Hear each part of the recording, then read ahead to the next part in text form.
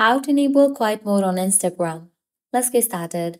Instagram's quiet mode is a helpful feature that allows you to pause notification and limit distractions, making it perfect for moments when you need to focus or take a break from the app. Once enabled, quiet mode temporarily silences notifications, sets your status to quiet mode, and sends automatic replies to direct messages to let others know you are not available. Launch your Instagram. Make sure you have already logged into your account. Now navigate to the profile page. Once you're in the profile page, click on three bars given at the top right corner. Different options will appear. Head over to the option of notifications. Now, under pause all, you'll find the option of quiet mode or sleep mode.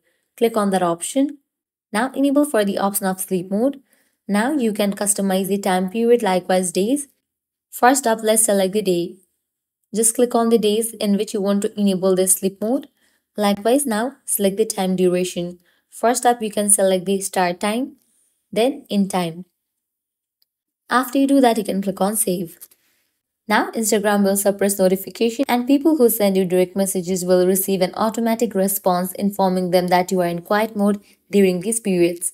So that's a wrap for this video. If this guide was helpful, don't forget to like, share and subscribe to our channel. Thanks for watching.